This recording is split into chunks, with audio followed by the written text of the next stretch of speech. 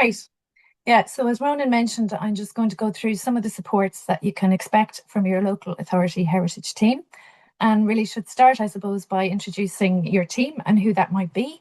I expect many of you on the call probably know your heritage officer. There is a heritage officer now in every city and county council. Similarly, a biodiversity officer post in each of these councils as well. The Heritage Officer Programme and the Biodiversity Officer Programme are run in partnership between the local authority and the Heritage Council. And these programmes have been in place for a number of years. There are, as Ronan mentioned, new colleagues coming on board through the Heritage Council Kiangle programme. So many counties now have an archivist. There will be architectural conservation officers in several counties, and many of those posts for many years established, and community archaeologists in some counties as well. So what we do, I suppose, just to state at the outset, it does vary from council to council, and that will depend really on the size of the local authority and the local priorities within the local authority area. But essentially, each heritage officer is responsible for compiling and implementing the county heritage plan.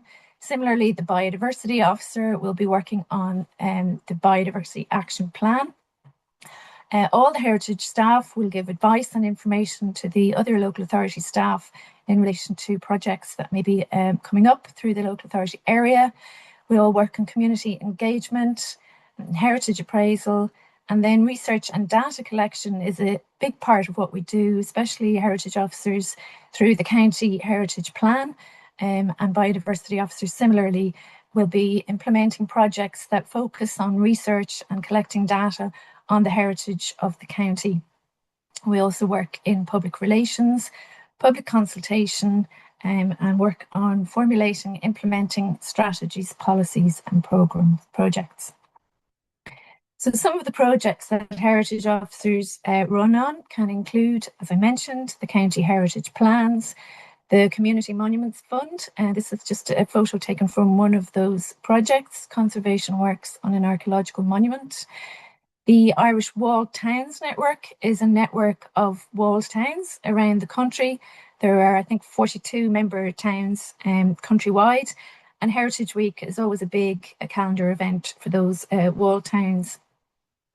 The Historic Towns Initiative, another Heritage Council initiative, and many heritage officers will be working on that. Obviously, we work on Heritage Week. Creative Ireland then will see heritage teams working with the Arts Office, the libraries and communities. And many of you, I'm sure, will be familiar with the Creative Ireland programme in your own area. In counties where there's no architectural conservation officer, the Built Heritage Investment Scheme and the Historic Structures Fund often falls to the heritage officer. And the Commemorations Initiative, some of you might have remembered the decade of centenaries that commemorated significant centenaries in the history of the state. Well, the Commemorations Initiative, I suppose, is a continuation of that.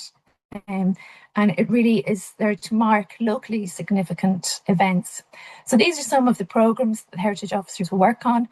There may be synergies there for Heritage Week, or it might be something that you might like to reach out to your heritage officer to work on during the year.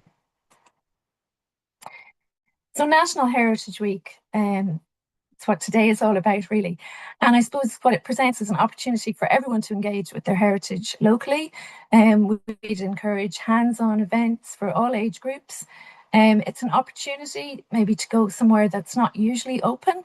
The centre image here I've included is from an event last year in Westmeath, where the farmer opened up his farmyard for visitors during Heritage Week. He was one of the recipients some years previously of the traditional farm building grant scheme.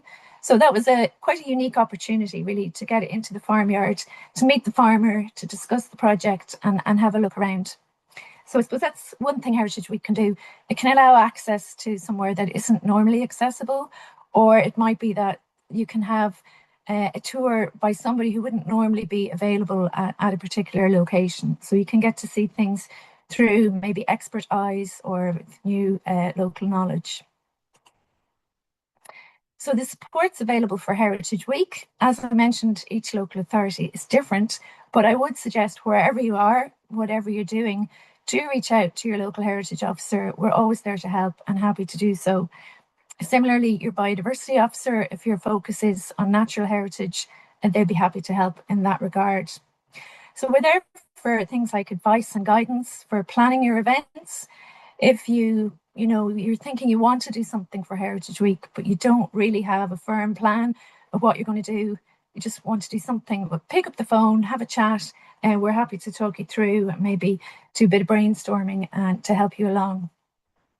If you don't know your heritage officer, your biodiversity officer, all the contact details for officers around the country are available on the Heritage Council website. So you'll get our phone numbers there and our emails, and we're always happy to get inquiries. So we can help you with scheduling over the 9 days, and I suppose that's something to bear in mind. If there are other events on in the local area, you probably don't want to clash with those. You don't want to be a competing event. Or you might be thinking on the other side of things, it could be a complementary event. For example, if you know there's something happening in your local area in the morning, then maybe you could offer something in the afternoon that kind of would make a day out for people in the area. So we'll help you with however we can in relation to the Heritage Week portal. It's very user-friendly, and I know that's easy for us to say because we're familiar with the portal. So if you're finding it a bit tricky, don't be afraid to pick up the phone and get in touch. So funding and merchandise are other areas where your heritage officer may be able to assist. In relation to funding, again, it does vary across each local authority. Some councils will have dedicated heritage grants, and they may have a condition of that grant that the grantee organise a Heritage Week event, or they may have a specific Heritage Week grant scheme. So those are funding avenues you can avail of. Not every local authority has that dedicated funding stream, but they may be able to assist you through other mechanisms and in other ways. Other sources of funding, we heard from Law Pro earlier in relation to the Water Heritage Day. Creative Ireland, of course, can be, I suppose, a way of complementary scheduling, and it can provide funding support for Heritage Week as well. And some of the community sections within your council may also be able to assist in this way. So I suppose if you're looking for a bit of funding support, best contact your heritage officer and just see what might be available in your local area. Then in terms of media and promotion, and I know we had great advice there from Sabrina and Jenny earlier today in relation to press and social media. Just to really emphasise, it's so important to register your event on the Heritage Week website, and that will then be picked up where there are local print guides. Not every county does a local print guide, but many do. This is our example from last year. Some counties where they don't have a dedicated print guide as such will have perhaps advertising in the local press. They might have a supplement or a centre spread. Some of the heritage officers are often contacted in the run-up to Heritage Week to do maybe an interview with the local press, be that radio or print.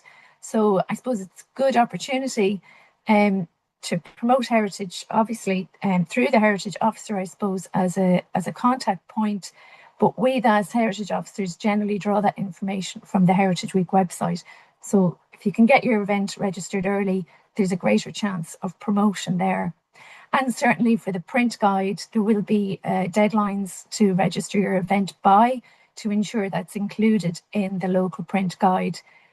That will vary from place to place. It may be towards the end of June or it may be early July.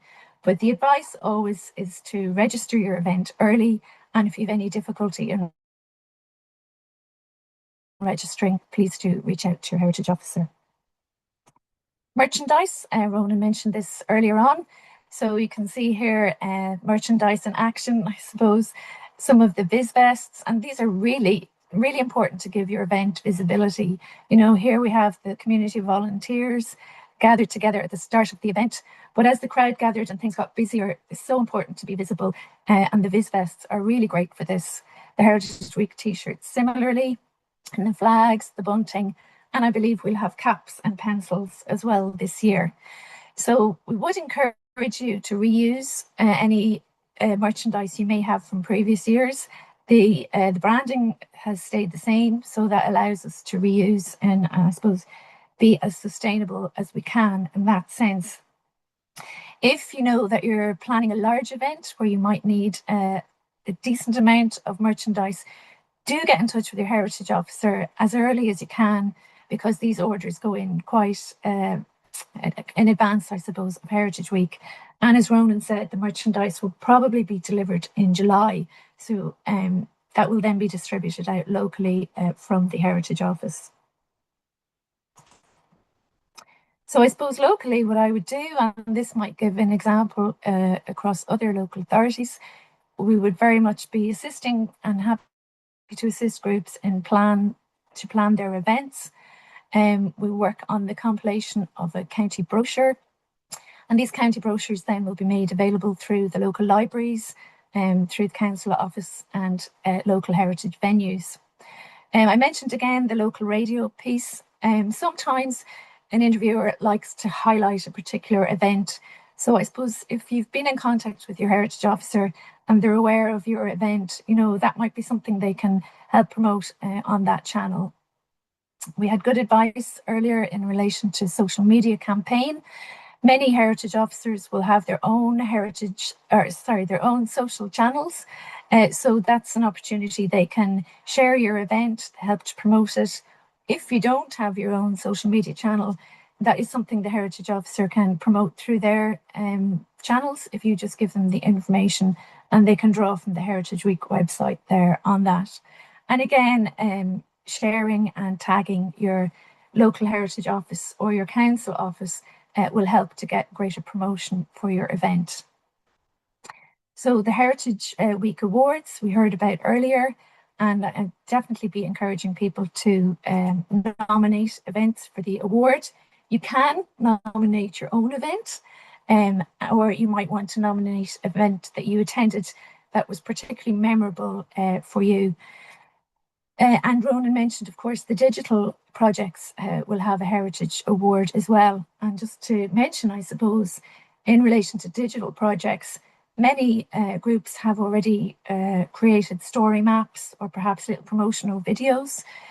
You can upload those as a digital project for Heritage Week. It doesn't necessarily have to be a dedicated project created this year. Certainly that's welcome. But if you have a digital content already available, uploading it to the Heritage Week platform is a really great way of getting more promotion and traction on it. So I just wanted to show this slide. Obviously, we have Paula Harvey from Donegal, who was last year's Heritage Hero. But I suppose just locally, one of the groups, and we were lucky that we had 2 nominees from Westmeath last year. But this particular group, it was their first year to organise a Heritage Week event. It was a real community effort. And I suppose it just shows, you know, not to be shy, that you can, in your first year, achieve national recognition for your Heritage Week event. So I've actually flown through that. I think I was trying to make up for lost time there, but I'm very happy to take any questions that may arise. Thank you.